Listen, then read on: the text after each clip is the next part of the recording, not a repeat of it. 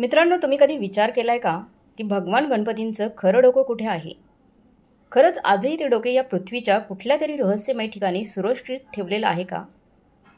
आणि तुम्हाला माहीत आहे का की जेव्हा कलियुगाचा शेवट होईल, जेव्हा या जगात अधर्म आणि अराजकतेचं राज्य होईल, तेव्हा गणपती बाप्पा आपल्या आत्तापर्यंतच्या सगळ्यात भयानक अवतारात प्रकट होऊन जग वाचवण्यासाठी भगवान कल्की यांना मदत करतील.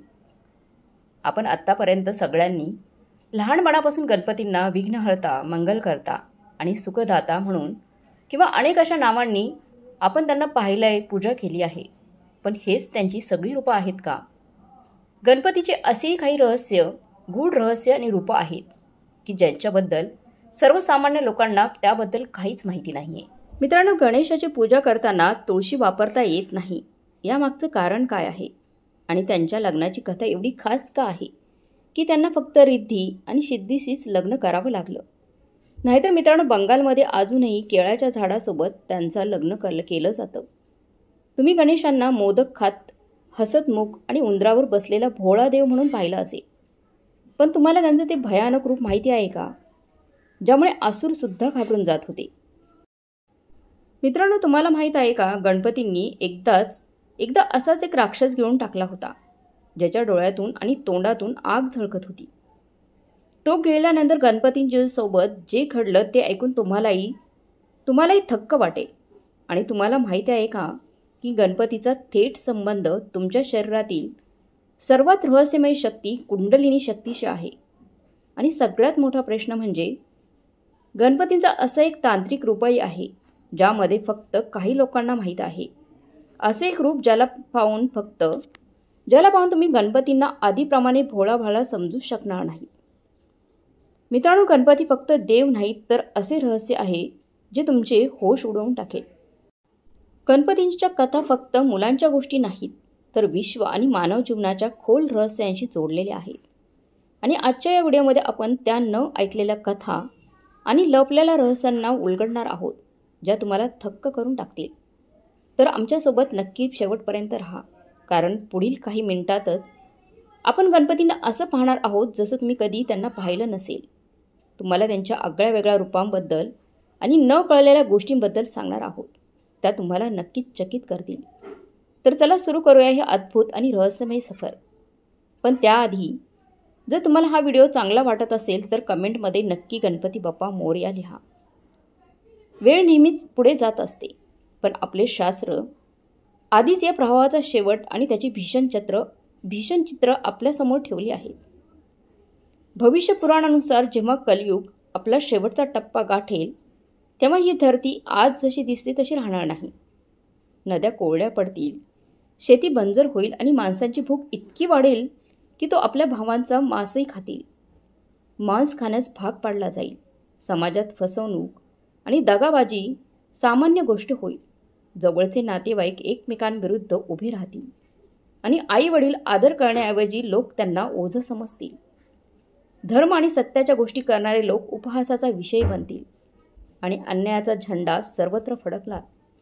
चारही बाजू अराजकता, युद्ध, लोभ आणि क्रूरतेने भरून राहतील. याच वेळी एक भीषण असुर कलिराज प्रकट होईल. हा तोच कली असेल जो माणसांच्या मनात दडलेला अंधकार आणखी खोल करू लागेल. तो असुर फक्त बाहेरून नाही तर आतूनही लोकांना भ्रष्ट करेल. त्याच्या प्रभावाखाली माणूस स्वतःच्या आत्म्याला विसरेल. त्याची करुणा आणि दया कायमची संपून जाईल. ही अवस्था इतकी भयानक असेल की देवता देखील घाबरून जातील. हो उठू, पण तिथूनच सुरू होणार आहे नवीन युगाचा संघर्ष. शास्त्रात म्हटलं आहे की जेव्हा कलियुग आपल्या शिखरावर असेल, तेव्हाच विष्णूंचा 10वा आणि शेवटचा अवतार कल्की प्रकट होईल. तो एका पांढऱ्या घोड्यावर बसून चमकणारी तलवार हातात घेऊन अधर्माविरुद्ध धर्माची शेवटची लढाई लढेल. पण सगळ्यात धक्कादायक गोष्ट म्हणजे या युद्धात कल्की एकटे राहणार नाहीत. त्यांच्यासोबत आणखी एक दैवी शक्ती प्रकट होईल. ती दैवी शक्ती म्हणजे स्वतः गणपतीजी, त्यांच्या रहस्यमय अवतारात धूमकेतूच्या रूपात. धूमकेतू गणपतीचं असे एक रूप ज्याची कल्पनाच करणं कठीण आहे. त्यांच्या स्वरूप मूळ आणि रागाने भरलेला असेल. ते एका तेजस्वी निळ्या घोड्यावर स्वार होऊन येतील. त्यांच्या डोळ्यात जळणाऱ्या ज्वाळा असतील आणि त्यांच्या सभोवताल असा प्रकाश पसरलेला असेल जणू काही ब्रह्मांडच जळत आहे. हा धूमकेतू अवतार कल्कीसोबत मिळून असुर करील आणि तिच्या अनुयायांचा संहार करेल. हा काही सामान्य युद्ध नसेल, तर तो शेवटचं महायुद्ध असेल. भगवान गणेश, ज्यांना आपण मोदकप्रिय, सोपे आणि गोड स्वरूपात ओळखतो, तेच गणेश भयंकर आणि अग्नीने वेढलेल्या धूमकेतू रूप घेऊन कलीसारख्या शक्तीला नष्ट करतील. त्यानंतर या पृथ्वीवर एक नवीन युगाची सुरुवात होणार आहे. तर विचार करा, ते गणपतीजी जे आपण लहानपणी बाळाच्या निरागसतेने आई पार्वतींच्या आवडत्या रूपात पाहतो आलो आहे, तेच गणेशजी भविष्यात प्रकट होऊन या सृष्टीचे उद्धारकारकही बनणार आहेत. आणि हेच आहे कलियुगाचं सर्वात मोठं रहस्य. आणि हाच आहे गणपतींचा भविष्याचा अवतार धूमकेतू. पण हा पुढील गोष्ट आहे आणि अजून अपूर्णही, कारण गणपतींचं हे पहिलं भयानक रूप नाही.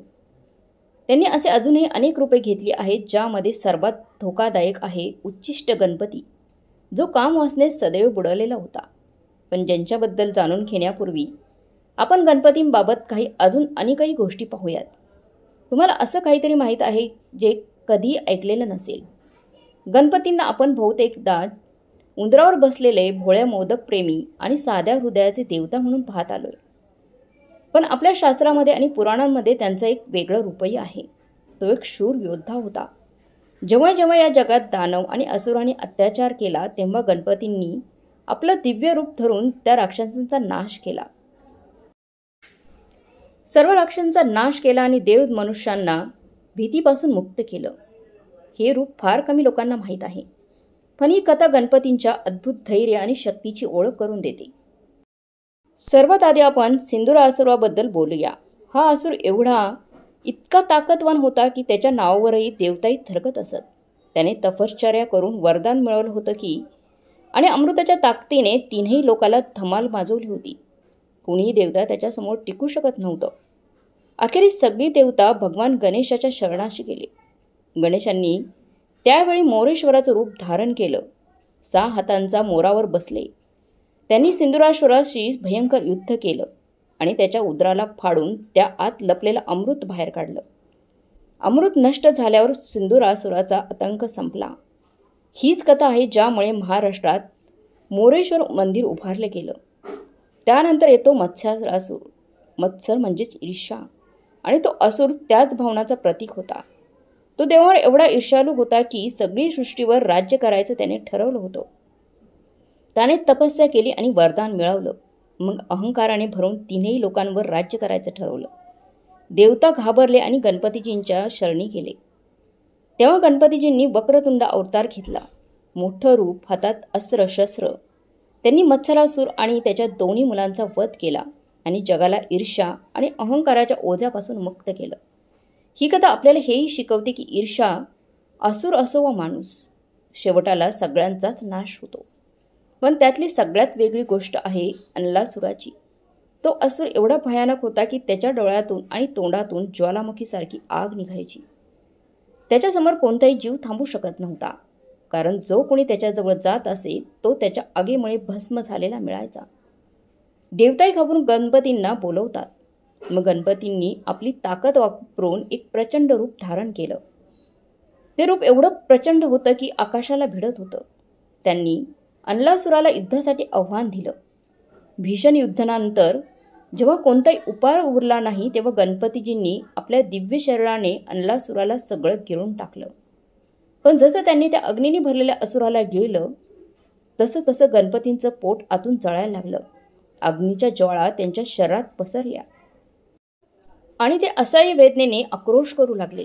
हे पाहून देवताही घाबरले. मग सगळ्या देवतांनी त्यांना थंडावा देण्यासाठी दुर्वाघास अर्पण केला. जसं गणपतींनी दुर्वाघास घेतला, त्यांच्या वेदना निघून गेल्या आणि तिथूनच गणपतींना दुर्वा चढवण्याची परंपरा सुरू झाली. ही कथा फक्त एक पुराण कथा आहे. जर तुम्हाला जाणून आश्चर्य होईल की आधुनिक विज्ञानही दुर्वाघासाच्या महत्त्वाला मान देतो. आयुर्वेद आणि आधुनिक औषधशास्त्र दोघंही दुर्वाला औषधी वनस्पती मानतात. त्यात अल्कलाइड्स अँड बायोॲक्टिव्ह कंपाऊंड्स असतात. जे पोटातील जळजळ, आम्लपित्त, अल्सर आणि पचनाच्या त्रासाला कमी करतात. मित्रांनो, आजही मेडिकल रिसर्च सांगतं की दुर्वामध्ये सूज कमी करणाऱ्या आणि थंडावा देणाऱ्या गुणधर्म असतात. म्हणजे हजारो वर्षापूर्वीची ती कथा ज्यात दुर्वाने गणपतीला आराम दिला होता, ती फक्त श्रद्धाच नव्हे तर एक खोल वैज्ञानिक सत्यसुद्धा आहे. अशा प्रकारे या 3 कथांमधून हे स्पष्ट होतं, गणपती फक्त विघ्नहर्ता नाहीत, ते एक जबरदस्त योद्धा देखील होते. पण तुम्हाला कधी माहीत आहे का, हा जोरदार योद्धा कसा जन्मला आणि त्यांना एकदंत का म्हणतात? खऱ्या गोष्टीत यामागे काय सत्य आहे? आणि सगळ्यात मोठं म्हणजे आजही गणपतींचं खरं डोकं पृथ्वीवर कुठेतरी आहे का? चला तर मग हे सारे रहस्य उलगडूया. हिमालयाच्या थंड थंड बर्फाच्छादित शिखरावर असलेले कैलास पर्वत, शांत वातावरण, चारही बाजू बर्फाने झाकलेले शिखर आणि त्यामध्ये माता पार्वती आपल्या महालात आंघोळीसाठी तयार होत होती. पण या शांततेत तिच्या मनात एक काळजी होती. जेव्हा जेव्हा भगवान शिव गहन तपस्या किंवा ब्रह्मांडीय प्रवासाला निघत असत, तेव्हा महालाची रक्षा कोण करणार? कोण असेल जो भीती न करता कुणालाही थांबवू शकेल? असाच विचार करून त्यांनी आपल्या शरीरावर लावलेली हळद आणि चंदनाचे उटणे गोळा केले आणि त्यातून एक सुंदर बाळाचा पुतळा तयार केला. जेव्हा हा पुतळा तयार झाला तेव्हा आईने आपल्या प्राणशक्तीने त्यात जीव ओतला आणि ते एक बाळ जिवंत झालं. माता पार्वतीने त्याला प्रेमाने मिठी मारली आणि म्हणाली, तू माझा मुलगा आहेस, माझा रक्षक आहेस. तुझे नाव गणेश आहे. काही वेळानंतर जेव्हा पार्वती आंघोळीसाठी जात होती, ती त्यांना म्हणाली, त्यांनी आपल्या मुलाला सांगितलं, जोपर्यंत मी आत आहे कुणी या महालात प्रवेश करू देऊ नकोस. या गणेशाने डोकं खाली करून वचन दिलं आणि दरवाजावर पहारा द्यायला उभे राहिले. त्यावेळेस भगवान शिव परत येत होते. ते थेट महालात जायला निघाले. पण दरवाजावर एक अनोळखी मुलगा उभा होता. त्याने त्यांचा रस्ता रोखला. शिवानी म्हटलं, मला आत जाऊ दे. पण गणेशा ठामपणे उभे राहिले. माझ्या मातांनी मनाई केली आहे, जोपर्यंत ती स्वतः नाही म्हणत नाही तोपर्यंत कुणी आत जाऊ शकत नाही. शिवांनी विचारलं, कोण आहे जो मला थांबवू शकतो? हळूहळू शिवांच्या डोळ्यात राग भरू लागला. त्यांनी आपल्या गणांना आदेश दिला की हा मुलगा इथून हटवावा. पण गणेशा एकटेच सगळ्यांवर भारी पडले. अखेर शिवांचा संयम सुटला. त्यांच्या तिसऱ्या डोळ्यातून आग झळकायला लागली आणि त्यांनी आपला त्रिशूल फोडला. एका वरात गणेशाचं डोकं शरीरापासून वेगळं होऊन जमिनीवर पडलं. जेव्हा माता पार्वती बाहेर आली तर आपल्या आवडत्या मुलाचं निर्जीव शरीर पाहून ती रडायला लागली. त्यांच्या अश्रूंनी संपूर्ण कैलास हादरलं. दिशाही थरथरायला लागल्या. पार्वतीचा राग इतका भयंकर होता की त्यांनी इशारा दिला की जर त्यांचा मुलगा पुन्हा जागा झाला नाही तर त्या संपूर्ण सृष्टीचा नाश करतील. त्यांच्या या शब्दांनी ब्रह्मांडामध्ये भीतीचं वातावरण पसरलं. देवता, ऋषी सगळे घाबरले होते आणि ब्रह्म, विष्णू आणि इतर देवांनी शिवांकडे उपाय मागितला. शिवाने त्यांच्या गणांना उत्तर दिशेकडे पाठवलं आणि म्हटलं, जो सगळ्यात आधी सापडेल त्याचं डोकं घेऊन या. गण परतले तेव्हा त्यांच्याकडे हत्तीचं डोकं होतं. शिवांनी तो हत्तीचं डोकं गणेशाच्या शरीरावर लावलं आणि त्यात प्राण फुंकले. गणेशजी पुन्हा जिवंत झाले. पण आता ते गजानन म्हणजेच हस्तिमुख देवता म्हणून ओळखले गेले. पण ही कथा इतक्यात संपत नाही. शास्त्रामध्ये अजून एक रहस्य दडलेलं आहे. काही मान्यतांनुसार गणेशजीचं खरं जे मुख होतं ते नष्ट झालेलं नाहीये. भगवान शिवांनी ते सुरक्षित ठिकाणी ठेवलेलं होतं आणि ते ठिकाण आहे उत्तराखंडमधील पाताल भुवनेश्वर गुहा. असं म्हणतात की त्या गुहेत आजही एक रहस्यमय शक्ती आहे आणि तिथे ठेवलेल्या त्या मुखाची रक्षा स्वतः भगवान शिव करतात. पण तुम्हाला माहीत आहे का, गणेशजींना एक दंत का म्हणतात? शेवटी त्यांचा एक दात कसा तुटला याबाबत आपल्या शास्त्रात 2 मनोरंजक कथा आहे. चला तर मग आपण त्या जाणून घेऊयात. गणेशजींना आपण एकदंत म्हणतो, म्हणजे ज्याचं फक्त एक दात आहे. पण कधी तुम्ही विचार केलाय का, त्यांचा दुसरा दात काय झाला? काय झालं? का भंग पडलं? आणि कसं भंग पडलं? हा काहीच साधी घटना नव्हती. त्यामागे 2 भन्नाट गोष्टी लपलेल्या आहेत. पहिली गोष्ट अशी की एकदा भगवान परशुराम, जे स्वतः भगवान विष्णूचे 6वे अवतार मानले जातात, ते कैलाश पर्वतावर भगवान शिवांना भेटायला गेले. त्यावेळी शिव ध्यानात मग्न होते आणि त्यांच्या महालाच्या दारावर गणेशजी पहारा देत होते. परशुरामांनी आत जावं अशी इच्छा व्यक्त केली. तेव्हा गणेशजींनी त्यांना थांबवलं. ते म्हणाले, माझे वडील सध्या ध्यानात आहेत. कोणालाही त्यांना भेटायला परवानगी नाही. तुम्ही त्यांना भेटू शकत नाही.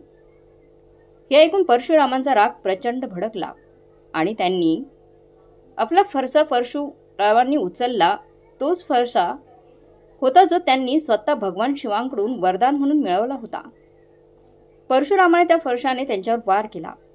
गणेशजींनी आपल्या वडिलांचा अस्त्राचा सन्मान राखण्यासाठी तो वार आपल्या दांतावर घेतला. वार इतका प्रचंड होता की त्यांचा एक दात तुटून खाली पडला. या घटनेनंतर ते एकदंत म्हणून ओळखले जाऊ लागले. पण तो तुटलेला दात फक्त युद्धाची आठवण नाही, तर ज्ञानाचा प्रतीक देखील आहे. हीच गोष्ट महाभारतात लेखनाच्या दुसऱ्या कथेत सांगितली जाते. महर्षी वेदव्यास जेव्हा महाभारत लिहित होते तेव्हा त्यांना असा एक लेखक हवा होता जो अखंडपणे लिहू शकणार होता, थांबणार नव्हता. लिहित राहतील असे त्यांना लेखक हवे होते. त्यासाठी त्यांनी गणपतींचं स्मरण केलं. गणपतींनी देखील मान्य केलं. पण त्यांनी एक अट ठेवली की ते अखंडपणे कथा लिहिणार. कथा लिहिणं सुरू झालं. व्यास बोलत राहिले, गणपती लिहित राहिले. त्यांचा पेन मोराच्या पंखापासून बनलेला होता आणि अखंड लिहित राहिल्याने ती वारंवार तुटत होती. त्यामुळे त्रासून गणपतींनी आपला एक दात तोडून तोच पेन बनवला आणि त्याच्याच मदतीने संपूर्ण महाभारत लिहून टाकलं. तो ग्रंथ ज्याला पंचमवेद असे म्हणतात आणि तो लाखो श्लोकात मानवतेचे प्रतिबिंब आहे. असं तुम्हाला माहिती आहे का की गणपतींनी आयुष्यभर ब्रह्मचर्य व्रत ठेवायचं ठरवलं होतं. पण मग असं काय झालं की त्यांना रिद्धी आणि सिद्धीशी लग्न करावं लागलं? तर चला या रहस्यावर एक नजर टाकूया. पण आधी जर हा व्हिडिओ तुम्हाला आवडला असेल तर नक्कीच एक लाईक द्या. मित्रांनो, असं सांगितलं जातं की एकदा गणपतीजी गंगेच्या किनारी खोल तपश्चर्येत मग्न होते. मग्न असतानाच तुळशीदेवी तिथून जात होत्या. त्यांची नजर गणपतीजींच्या तेजस्वी आणि सुंदर रूपावर पडली आणि ते त्यांच्यावर मोहित झाल्या. त्यांनी गणपतीजींसमोर लग्नाचा प्रस्ताव ठेवला. तेव्हा गणपतीजींनी शांत स्वरात उत्तर दिलं, मी ब्रह्मचारी आहे. माझं आयुष्य तपस्या आणि साधनेत आहे. संपूर्णपणे समर्पित आहे. लग्नाचं बंधन माझ्यासाठी नाही. ही गोष्ट तुळशीदेवीला सहन झाली नाही आणि त्यांनी रागात येऊन गणेशांना शाप दिला. तुझं लग्न नक्की होईल आणि तेही 2दा होईल. शाप ऐकून गणेशांना देखील राग आला. त्यांनी तुळशीदेवीला प्रतिशाप दिला. तू देखील नेहमी एका झाडाच्या रूपात पृथ्वीवर राहशील आणि माझ्या पूजेमध्ये कधीही स्वीकारली जाणार नाहीस. तेव्हापासून गणपतीच्या पूजेत तुळशीचा वापर बंद आहे. पण तुळशीच्या शापाला देखील सत्य व्हायचं होतं. काळ जात गेला आणि ब्रह्माजींनी आपल्या योगशक्तीने 2 दिव्य कन्यांना उत्पन्न केलं, रिद्धी आणि सिद्धी. रिद्धीला समृद्धीचे देवी मानलं जातं आणि सिद्धीला बुद्धिमत्तेचं. ब्रह्माजींनी गणपतीजींना त्यांचा गुरु बनवलं. त्या दोघी बहिणी गणेशांकडून शिक्षण घेऊ लागल्या. हळूहळू काळ बदलला आणि नियतीने तेच घडलं जे तुळशीच्या श्रापात सांगितलं गेलेलं होतं. सिद्धी आणि रिद्धीचं लग्न स्वतः गणपतीजींशी झालं. या पवित्र लग्नातून गणपतींना 2 मुले झाली, शुभ आणि लाभ. तेव्हापासून घरात असं म्हणतात की जिथे गणपती असतील तिथे शुभ आणि लाभ आपोआप येतील. पण लग्नाच्या गोष्टी इतक्याच संपत नाहीत. भारताच्या पूर्वेकडील भाग, विशेषकर बंगालमध्ये एक वेगळंच रिवाज आहे. तिथं असं मानतात की गणपतींचं लग्न एकदा केळाच्या झाडाशी लावलं होतं. कथा असं सांगते की एकदा आई पार्वती खूप जास्त जेवायला लागली.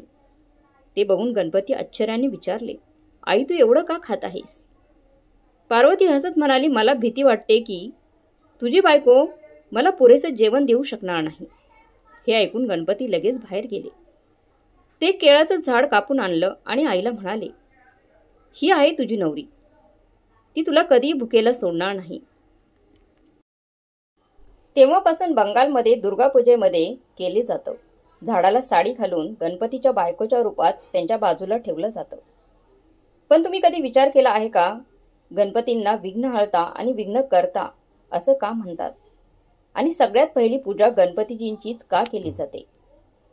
तर चला यामागचं खरं कारण जाणून घेऊयात. गणपतींना आपण विघ्नहर्ता म्हणतो, म्हणजे सर्व अडथळे दूर करणारे. त्यामुळे जेव्हा नवीन काम सुरू होतं, शुभ प्रसंग येतो किंवा पूजा होते, तेव्हा सगळ्यात आधी त्यांना निमंत्रण दिलं जातं. मित्रांनो, शास्त्रात स्पष्टपणे लिहिलेलं आहे की गणेशाची वंदना केव्हा यशस्वी होत नाही, पण त्यामागे फक्त परंपराच नाही तर एक खोल रहस्य दडलेलं आहे.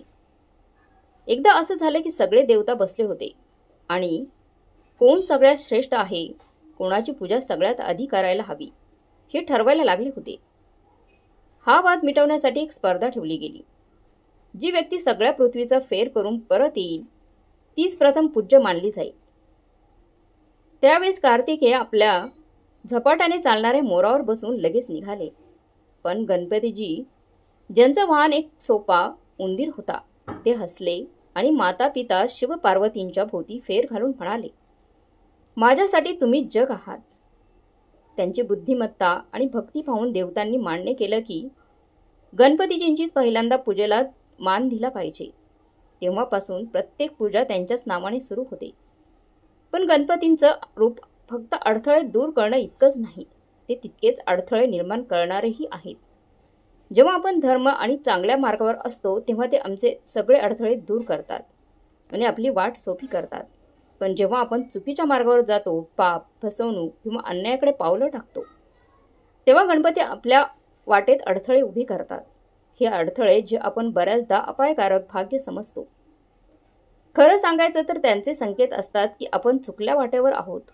विचार करा, जर आपल्याला कधीच काही अडचण आली नाही तर जर प्रत्येक रस्ता एवढा सोपा असला, आपण जसं हवं तसं जगू शकू, तर कदाचित आपण चुका करतच राहू. गणपतीजींना विघ्नहर्ता रूप आपल्याला थांबायला भाग पाडते, विचार करायला संधी देते आणि योग्य दिशेला वळवते. म्हणूनच त्यांची पूजा सगळ्यांपुढे केली जाते, कारण ते ठरवतात की पुढची वाट शुभ आहे की अशुभ. तर मित्रांनो, जेव्हा पुढच्या वेळी तुमच्या आयुष्यात अचानक काही अडथळे येतील तेव्हा त्याला फक्त वाईट नशीब समजू नका.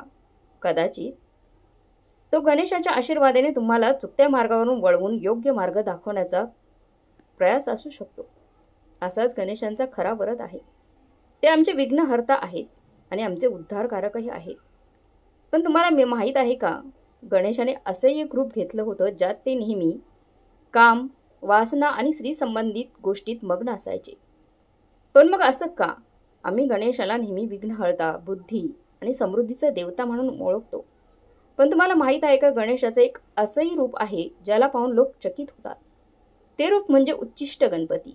हा स्वरूप सामान्य पूजा भाग नाही, तर तंत्र, अघोरी आणि गुप्त साधनांशी जोडलेला आहे. कथांमध्ये सांगितले की उच्चिष्ट गणपतीला असं रूप मानलं जातं जिथे तो नेहमी कामवासना आणि स्त्री संबंधात गुंतलेला असतो. त्यांच्या मूर्तीमध्ये त्याला अनेकदा एका स्त्रीसोबत घट्टमिठीत पाहायला मिळतं. प्रश्न पडतो की तो गणपती जो विवेक आणि संयमाचा देव मानला जातो, त्याने असं रूप का धारण केलं? तांत्रिक श्रद्धानुसार यामागचं रहस्य अजून खोल आहे. इथे हे रूप भोग आणि मोक्ष यांचं संगमाचं प्रतीक आहे. मग एकदा विचार करा, ज्याला आपण मासूम, मोदकप्रिय आणि बाल स्वरूप पाहून त्यांचे हे भयानक तांत्रिक आणि रहस्यमय रूप कुठेतरी माणसांच्या आकांक्षा, इच्छा आणि मोक्षाच्या संपूर्ण प्रवासाचं रहस्य साठलेलं आपल्याला गणपतींचं दिसतं. पण ही तर फक्त सुरुवात आहे. उच्चिष्ट गणपतीचं खरं रहस्य, त्यांच्या तांत्रिक कथा आणि त्यांचं ते अघोरी रूप जे अजूनपर्यंत लपलेलं आहे, ते आम्ही तुमच्यासमोर पुढच्या व्हिडिओमध्ये पाहू. जर तुम्हाला अजून त्याबद्दलची माहिती हवी असेल तर कमेंट बॉक्समध्ये हो असे कमेंट करा. आम्ही पुढच्या व्हिडिओमध्ये नक्कीच त्यावर व्हिडिओ बनवण्याचा प्रयत्न करू. भेटूया पुढच्या व्हिडिओमध्ये. तोपर्यंत धन्यवाद.